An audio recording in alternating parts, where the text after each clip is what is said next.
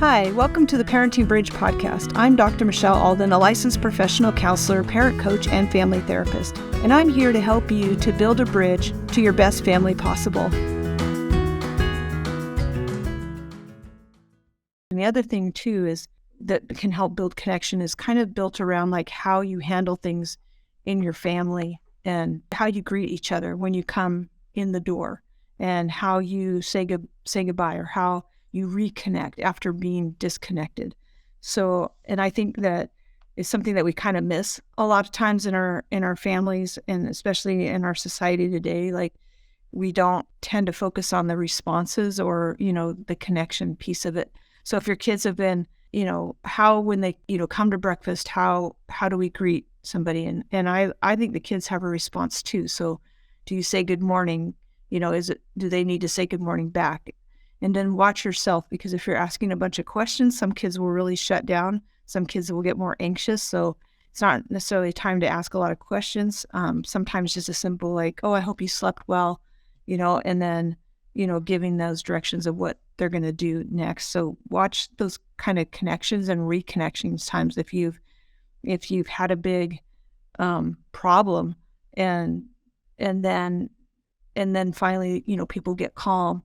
How do you move from that to the next thing and yet, deal with the problem and then kind of create that connection piece? So being able to say that was really tough, but then being able to reconnect and how people greet each other when they come home.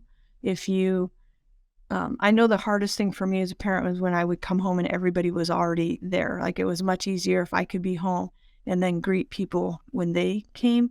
So, but sometimes you have to remind yourself, and I used to have to do this even on the way home. Like when I get home, like don't worry about all the things, right? I'm a little bit OCD about stuff. So it's like, don't worry about that. Make sure you connect with the people that are there and teach your kids too, that when they come home to find, the person that's there, the adult that's there and to say hello and to, just kind of spend some time just thinking about how you connect and reconnect, how you say goodbye in your family when one person is leaving, and kind of build some routine or tradition around that. Like this is what we do in our family. And even if it's a big change, it's like, we're going to start doing something different.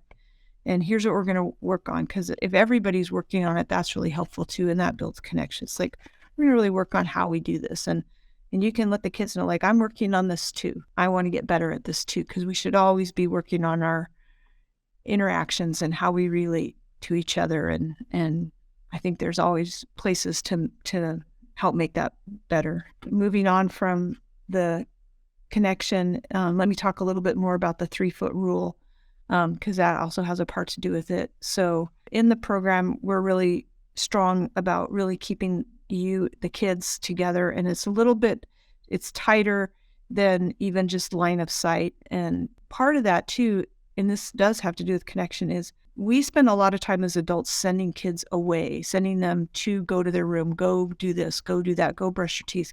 So when we do the family program, we're right there with the kids, walking through that. If you've done the program, then you may be a little bit further removed from that. But when your child is struggling, or that they just kind of woke up on the wrong side of the bed, or they've had 2 or 3 interactions with their sibling that, hasn't been positive, or they're just something's off, it's always okay to come back to that and using that, having them come stand by you. If they're outside playing and then somebody, there's a problem, you don't have to like necessarily punish anybody or anything. You just have the one that's, if you know who caused the problem, have them come and be with you and allow the other person, even if this is kind of tricky because sometimes the person that caused the problem is not the one that's now crying or upset. So a lot of times you can give comfort to the person that's upset, and then you can have them kind of wait, because usually they're a little bit more in control, unless they're just trying to separate both of them. Then have the person that will go sit down and wait a minute, and then work with the child that's having the most struggles or is the most explosive. Have them stay the closest to you. I have had families with more than 4, 5, 6 kids, and the 3-foot rule, it doesn't mean that everybody is going to be right in your 3 feet space the whole time. but it's definitely kind of a rotation, and it's keeping the kids close to you while that's happening. So just some things to kind of keep in mind and think about those where that could work best. And I would just try it, um, sometimes you might think it might not work, or you're thinking, I don't want him to be near me right now. Um, but there were a lot of times with my youngest son where just, he would be upset about stuff. I could hear him, slamming things around in his room or whatever. And instead of addressing that, I would just say, hey, you know, come, come be with me in the kitchen. You know, come help me. And if you start off that way, where you're kind of inviting to come in and connect rather than going after what the behavior is, you actually do stop the behavior and you help them to start to get calm because they can just be with you. You're not trying to talk it out. You're not, you're just kind of giving them that rest from it. Kids get really defensive with a lot of questions. And so we can kind of ramp kids up with, what were you doing and why were you doing that? And it can be even simple questions, but sometimes it's better just to stick with what happened. And, it doesn't, even if they're asking you, why do I have to come stand by you? It's like, oh, it's okay. You're not in trouble or anything. I just need you with me right now. So just looking for those opportunities to kind of bridge over some things. I have found with kids, and I know you probably heard me say this before, but they're going to give you another opportunity to talk about it or to deal with it. So it doesn't always have to be, that particular problem doesn't have to be dealt with necessarily right in that moment of why did you do that or what were you thinking, and those kind of questions are not really great anyway for building connection. If we do that to each other as adults, you're going to get defensive if somebody's like, well, I just don't understand why you did that or what were you thinking? So pointing out what like if they took something, if that they were doing something that you didn't want them to do, then, and for sure, then I would just say, oh, I saw that you took the cookie. Now you're going to need to come be with me or whatever. Sometimes even just pointing it out is enough for the moment. I think sometimes we're the ones that feel like, oh, I've got to do something about it, but not always. And remember, we're really working on building that connection and kind of building that compliance. And that's also how we, really help them to help with their behaviors too. So the 3-foot rule, kind of moving forward after you've done the program, even if you haven't really started, it really has to do with keeping the child close to you and teaching them kind of that space. But it's a good tool to use from here on out too. Like if you've done it in the program, you can continue to use it at other times when they're having behavior problems or when things are not going well. I've had times in the car, I had times where I would just, pull over, kids yelling at each other or whatever. Sometimes I would just go sit in the back with the kids until they got calm. Sometimes I would just sit and wait and be quiet. Don't underestimate the power of just being quiet and waiting. Reading is is really powerful.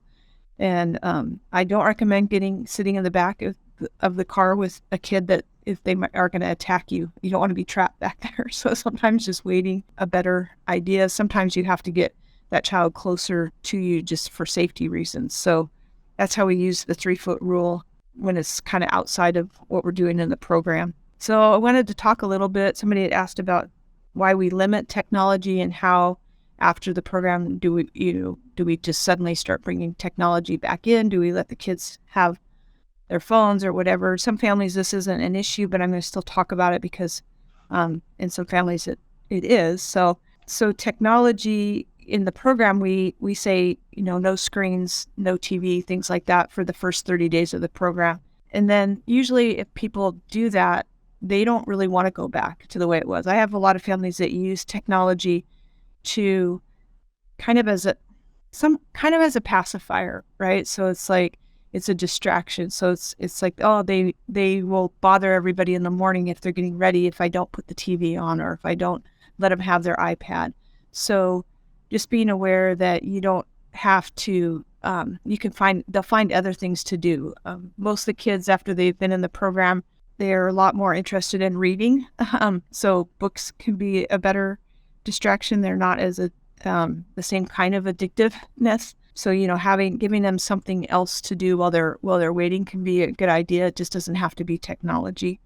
What we tell you is if you start to add things in, like usually after the first couple weeks of the program, we allow you to have like family movie nights or, family time. There's some families where, everybody has a TV and everybody just wants to watch YouTube or do whatever their own thing is. But you can also limit that and do that as family time. If you're going to like I had another family that had done the program for the 90 days, and towards the end of it, they went back to once a week. They had a TV show that they all had enjoyed before the program, and so then they went back to to having that show that they could watch on Tuesday nights or whatever it was. And so it was on the schedule, and it was kind of part of what they were doing. So when you limit technology, the thing that you have to really watch out is some kids, they're so addicted to it that it's kind of like giving a little bit of something you're addicted to and then trying to pull it away. So we wait until they're able to handle that. So if it's on the schedule and they get 30 minutes of it, and at the end of 30 minutes, they're able to give you the iPad, the pad back or the phone back, or turn the computer off, then we know we're on a good track, because they want to have an on and off switch. If you aren't at that place, and for some kids, even years later, to get them to turn something off is a big fight. And I just think if then it maybe isn't even worth it, to have that fight. If you can teach it with the limits, and sometimes you can start off having limits and then it gets more and more. So just be careful too, that now it's like they're addicted again. You may have to kind of have a detox from it again. Like, okay, we're gonna have a couple of weeks here with no electronics. The other thing too is that a lot of families will use the restriction of electronics as punishment. And so I want to really caution you with that. It's not, unless it's directly related to something that they did, on the computer, on the phone, they were looking at things that were not appropriate or not. It doesn't even have to be bad, but it just wasn't in the guidelines of your family.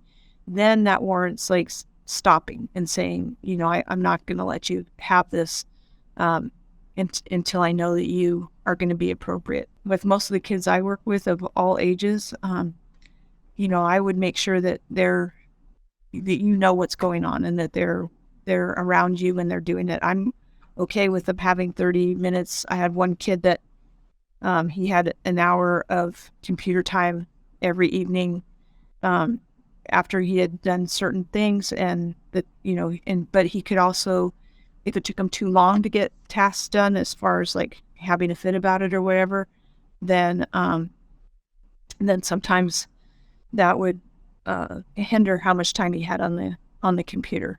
So you can kind of introduce it back in, but make sure that you have that control of it. And the reason why we do that is because it's so hard for them with the impulse control issues and delayed gratification to stop. Like, it really is an addiction.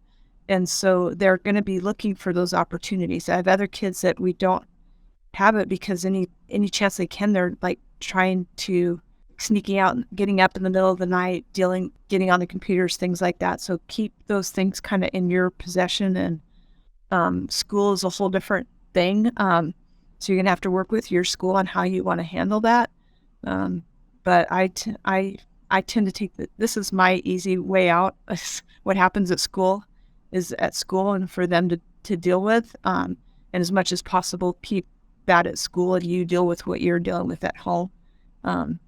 But that's kind of why we limit the technology and how we deal with it. And I'm not against it. I just think that it has to have some controls on it. And I think part of that is teaching our kids how to have those controls. So it's like, I think it's a great way for them to learn kind of what a half an hour or 45 minutes is really like. It's like, and again, I would set timers so that they know, give them that warning before the timer goes off, so, have like a 3-minute warning or whatever. It's like, in 3 minutes, the timer's going to go off. So get to a stopping place if they're playing a game or something like that, because nobody is going to handle it very well if all of a sudden you just turn it off.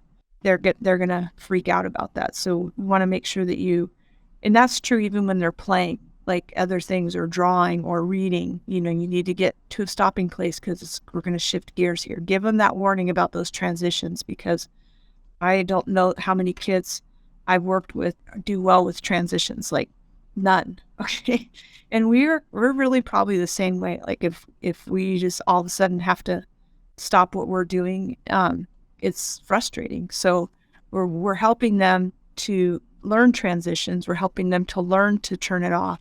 And I think too, when you have it on the schedule that they're going to have this time again, that really helps too. Because if they can get to a stopping place, like, and they're like, oh, but I was almost ready to put, it's like, oh yeah, but you'll get another chance tomorrow. So it's not just random, like they never know when it's happening. And that also really helps to build that delayed gratification and impulse control, because they start learning that things have a pattern and a routine, and that we're working with them on that, and that they can stop, because it is going to happen again another time. It's not going to be like, yeah, it might be 3 weeks from now or a month from now. So it gives you some leverage too on how you handle it. Again, I don't like technology taken away for random reasons. Like, I think there's no tie-in that somebody, something happened at school, or somebody said something to somebody else, or, and it's like, okay, I'm taking your phone away. And then it's like, how is that tied in? Now, if they're doing something inappropriate with the phone, then yeah, it's like, I'm going to have to take this away until we can see if we can get better at this. But try to make sure that you're not, we know that it's powerful, and that's why I think so many kids get grounded from their electronics, because it's like, but if it's not tied into exactly what's happening, I think sometimes we can find a better way. If it's on the schedule, then it should happen, unless, like somebody had a big meltdown, and so, that cut into their electronic time. It's like, I'm sorry, but electronic time is from 3 to 3:30, and we didn't get this done. So if we can get the rest of the evening done, then you can add it in, or I think we'll try again tomorrow is a good thing to say.